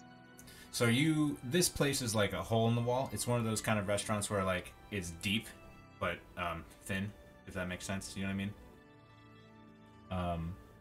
like deep into the building it's built in, but not wide. And there's tables where it's like there's a table or there's a bench that lines the wall, and then a table, and then chairs next to it on the other side. A few minutes later, plates start coming out of the kitchen, and wherever you end up sitting, your food ends up in front of you, and 2 pitchers of ale with mugs. And we'll cut to the Temple of Oral, I assume.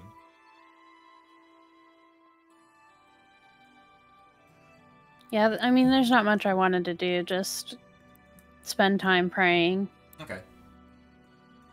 Theo is there, and he asks after you and if you're well and your adventures and such, and he prays with you.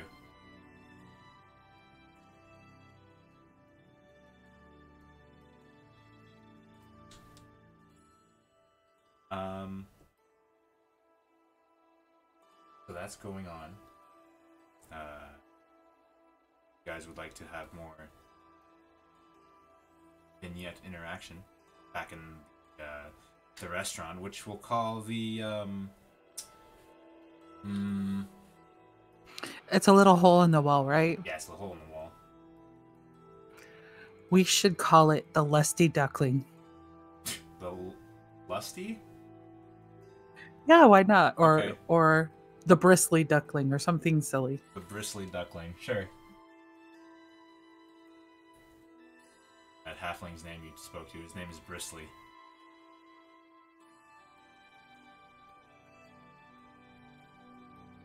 Stoneflame is like shoveling the fried vegetables and meat into his mouth. Oh, that's really good. You shouldn't talk with your mouth full. No. I know. Ren leans over and pushes her fried plate a little bit closer to Chaticus and says, "Will you like to try?" Oh, certainly. I'll take my fork and I'll grab a little piece of fried meat and I'll put it in my mouth. And The broth of the stew is got kick to it, and it seems like it's a mix of vegetable and meat broths. they have a very horticultural formatting of the dishes. It's not bad. Just kind of utility, but I'm enjoying myself. Thank you. Have more ale. It will make it taste better. No more for me, no. I'll take his share. That's done. You already Chaticus. have your own pitcher. Yes, but Stone Flame is a growing Goliath. He needs all of it, right? He looks at the pitcher. He says, "You mean this whole thing was for me?" Yeah, and only his head is growing anymore. He's like just staring at the pitcher. His eyes are like alight. And then he takes the entire pitcher and just takes a big swig from it. Ah.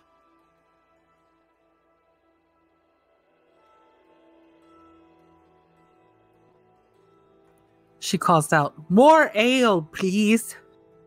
2 silver. But it does come out.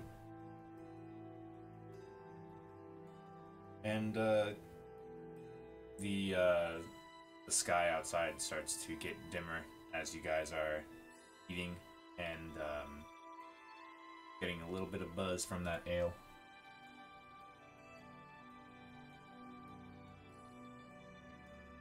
Oh, guys, are we staying the night here? I think it would be best. This place does not have an inn. It is just a restaurant. I assume It she looks meant at by town. Chaticus. Your place again. I'm perfectly fine boarding you all. I'm just curious to how the encroaching water might affect us by morning. Well, do we set up a watch? How close does Chaticus live to the river? I know I live like outside of the town on the west side. I just don't remember how close to the river. I don't think we ever established it as well as we did for We did not. Zachariel's. So he is like a little bit offshoot. I think he's closer to the forest. Well, no, not really forest, just like kind of like the farmlands. So hard to say. But if the farmlands are risked by it, I imagine he would be as well. Well, there's a lot of farm area. It's not like just all farms along the river. There's Forthstride is surrounded by farmland. So, Gotcha. Evens or odds? Okay. I don't for what? Evens. I am gonna be underwater in the morning. Oh God. Okay. Well, sure. Oh, perfect. So yeah, mine is a little close to the water. I'm a tiny bit worried that we might be seeing some wet toesies in the morning. How tall is your house? It is a hovel, a shack for a young bachelor as I am. But if we're trying to, be living on the low, we can always prop up some of the chairs and place some of the grain sacks by the door. The worst that could happen is wondering about sleeping on the roof. And that is a possibility. That way we can see the water.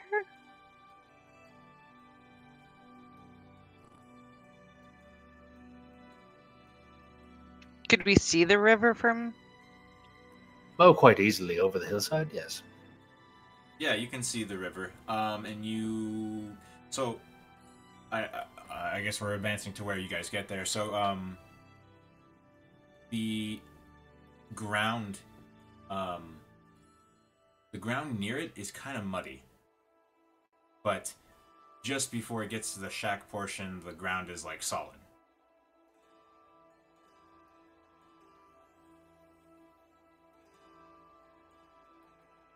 And you notice all around the farmland that's close to the river has been like supplanted and moved, and roadways, or not roadways, but like pathways have become like these sort of banks where they're stowing this crop, trying to save it.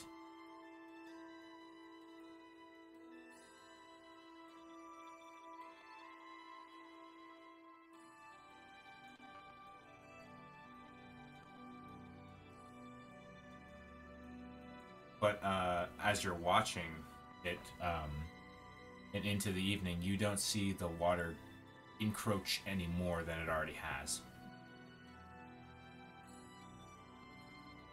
I wonder what made the water do this.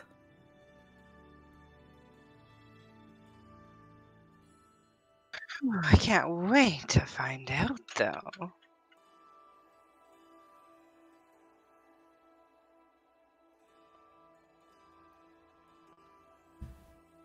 Anything in particular we should note about what Snow's doing?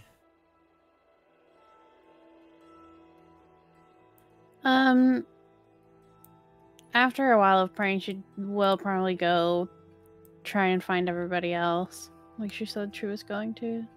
Okay. How would she? Well, eventually.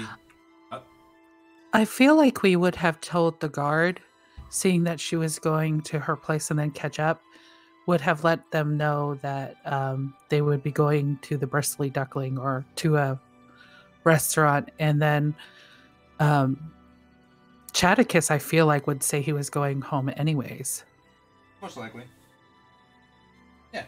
So, should Snow want to, she would find them at Chaticus's place. Or the restaurant itself. It's up to you.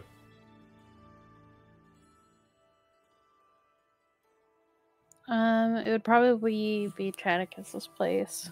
Okay. Because she spends a long time praying. You get a sense from Oral as you're praying that while what's going on isn't entirely an affront to her, it's definitely offensive in a general sense. Like, she's not personally offended by what's going on, but it's kind of ticking her off. That's the sense you get from her. And as you approach Chadicus's shack, your latent water walk ability that you got from Kale Holt comes into play, and you walk over the mud like it's nothing. Snow, says Stoneflame as you approach. Hello. We went to a really good restaurant, Snow. It was delicious. Have you eaten? I have not, but that's okay. Good thing we brought a doggy bag. Thank you, Ren.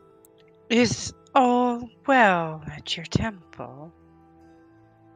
Yes, Theo is doing good. Great to hear. Not flooded?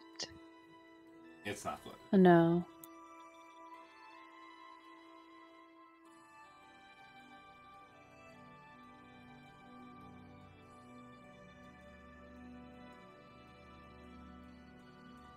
Stoneflame is just leaning against the wall, and he's looking out towards the river.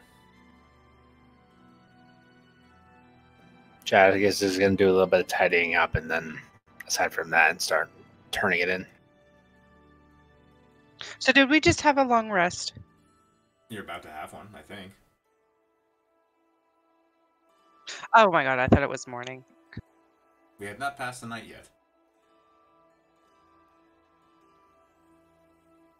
Does Bit lay her feline head to rest? I go to sleep.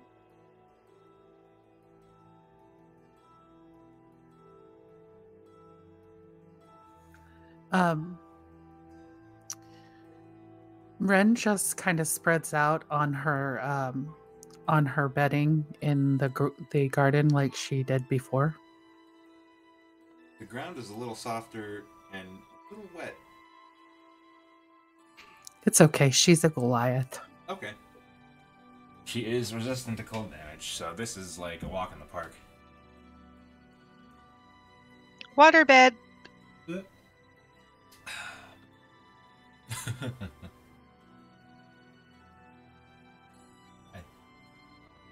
Well, the night does pass without incident, although there's a point where you hear some shouting, but it ends really quick. I feel like Ren gets up and kind of looks around just to check to see if anybody's in any danger when that happens. After maybe about like a minute of shouts here and there, and you hear what sounds like metal on metal, and then a few grunts, it goes quiet again.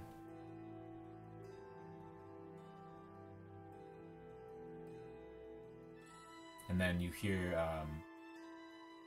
sort of sound of really faintly, but loud enough that you can hear it distinctly. All clear.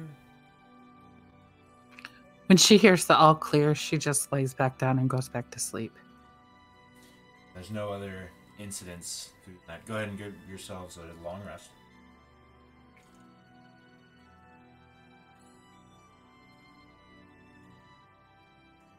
And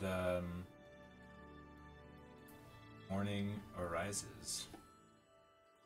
How much did they charge us at the restaurant? Let's see.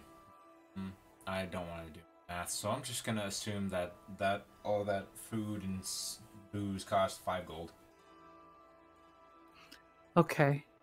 So Ren pays the 5 gold and then gives the waiter a tip of 1 gold.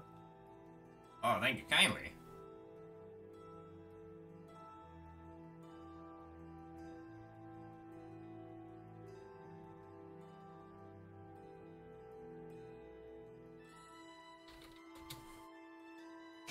Alright.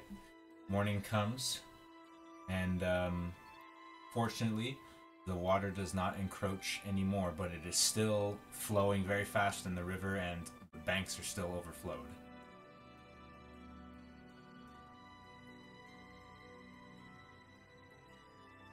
Do I notice anything else about the water?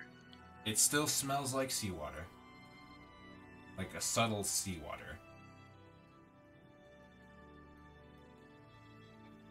Didn't we say we were going to meet the excavators in the woods? I'm certain they would be very upset with us if they didn't have a city to come back to. Mm-hmm. If you'd like, we could have Snow Sun Ascending, though. I think that is a good idea. Just because we told them we would meet them at the woods. Okay. We use that as a segue to go back to the excavators.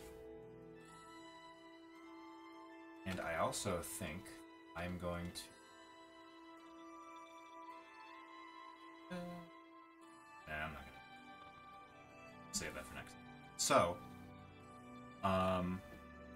go back to the excavators. So, the whole thing I wrote up, I'll read it in a more relaxed tone. When we last left the excavators, Belia, Hum, Tadias, Vox, and Zachriel, with Lucy the Bullet, and, had just defeated another group of Earth cultists in the Cathedral of Crystal in the Earth Node.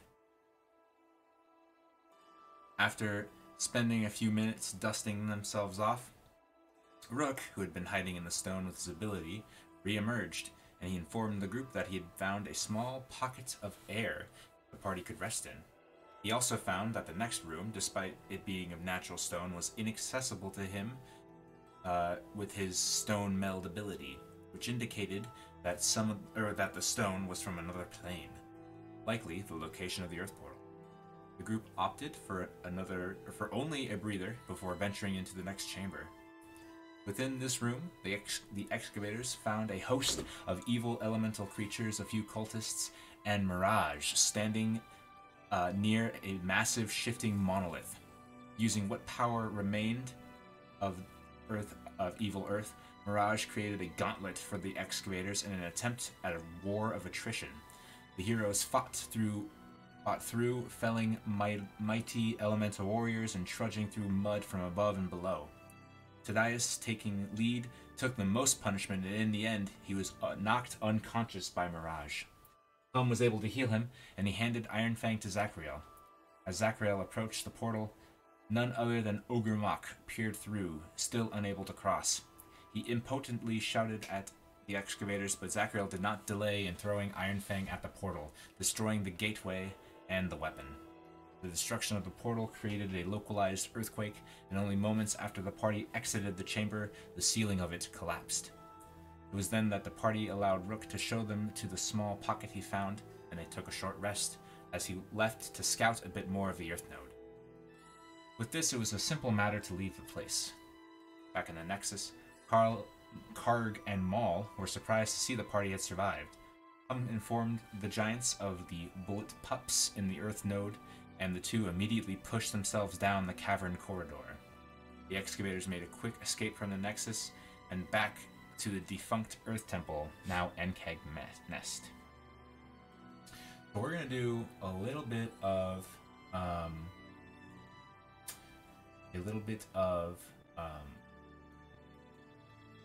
retcon, sort of. And by that I mean, as you guys are making your way, as the excavators are making their way through what was once the Earth Temple, that ghost of a dwarf, Ferric, appears before you. you notice that he is much more calm now. His form is more solid. And he his instead of like dust whirling around, it looks like he's got sort of clay for skin, and you can see there's like a tornado sort of inside his body. And he says, in perfect Dwarvish, "I know not what you've done, but you've certainly helped me. I feel more in control." Tadais will respond in Dwarvish. One step at a time. Aye. And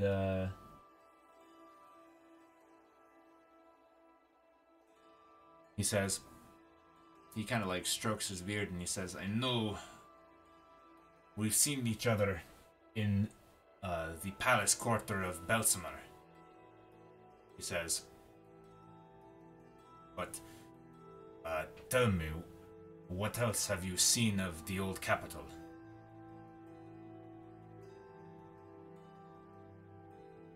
And he's talking about The ruins, like the...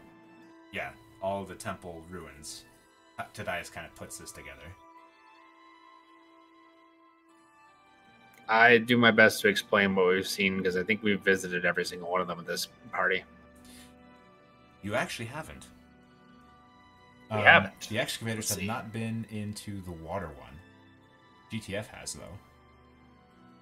Weren't we, though? Oh, no, we didn't go into it. We were on the island. He Gotcha. he listens to the dice and nods, and he says, "Well,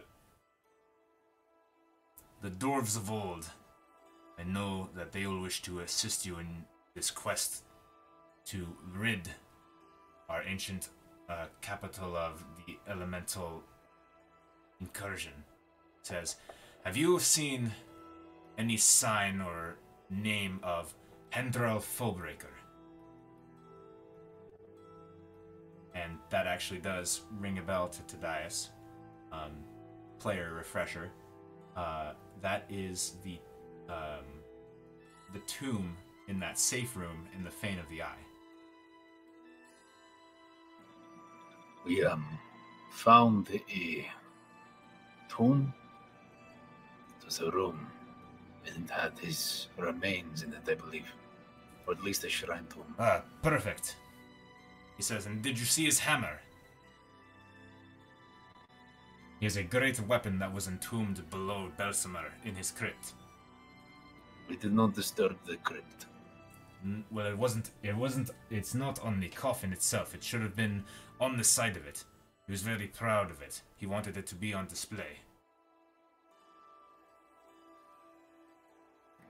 If it was there, we did not take it. We can go back and look.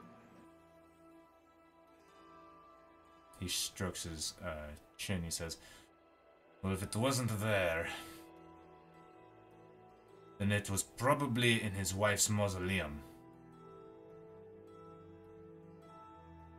It's a very powerful weapon, especially against, he says, especially against dragonkind." And he describes this, he describes a hammer, or a maul, with a dark handle and a gleaming silver-like head. "Keep an eye out for it on your adventures. I'm sure it'll serve you well." Noted. If we come across it, we will use it. He nods. And that's all he has to say. He wishes you luck. I have not forgotten my promise. I will do my best. He gives you another nod of respect. I turn to the party and I kind of like rub my face a little bit. So, he says he's feeling better since we closed that portal. A little bit more there, you know. He also says that there is a weapon, something that works well against dragonkind, that used to be displayed in that tomb we found. We should definitely go check and see if it's there then. You were there, and you know that it was not there. It wasn't there when we were there. Probably taken by the cultist or someone else. But we keep our eyes out. We see it. Feels like dragons are showing up everywhere. Could be useful, no?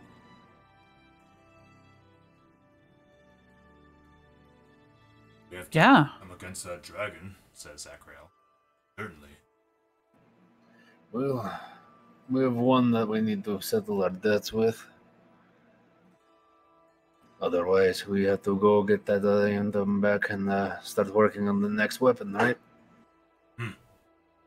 Let's get back to, let's get out of here, says Zachrael. As Ankegs are, like, sort of interested in the party and, like, kind of sniffing at you guys.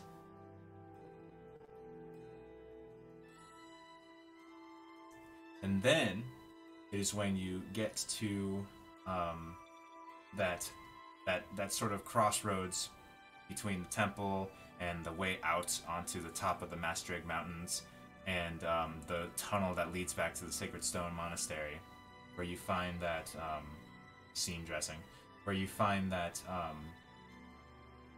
the carts are missing.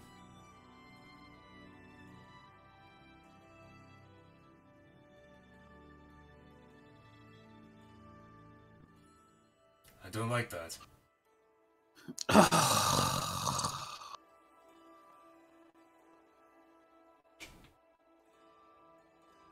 Huh, Brooke says, as he's also mystified by the carts missing. I mean, there's a good chance that while we were down in the Earth Node, one of their own came up and made off with the carts.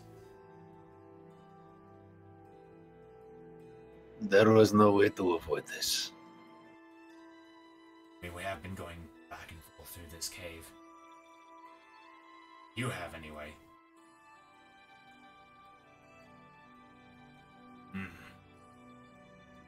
It's gonna be a long walk. It is also close to evening of Flame Roll the First, and you guys have just been through an intense battle.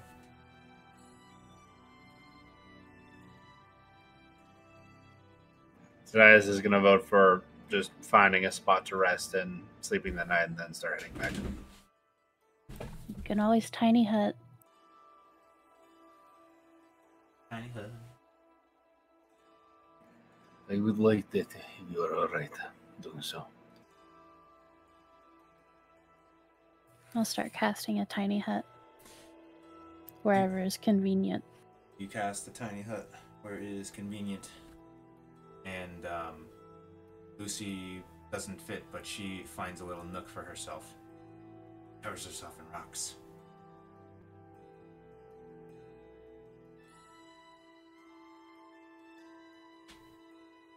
Oh, she looks so happy in the rocks. And she kind of like coats herself. Like, I like to imagine she does with rocks what dogs do sometimes when they like lift a blanket and then curl themselves up in it. Absolutely. I have a picture of my dog, how she gets up underneath the blankets and curls it around her. I've seen that gif like 20 times. Definitely a thing that dogs do.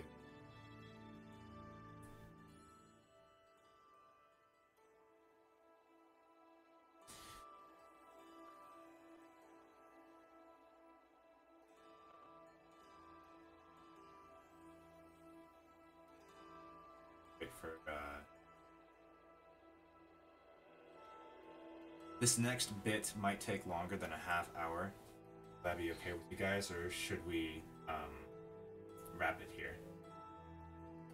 It might be best rapid for me. I'm not feeling the best.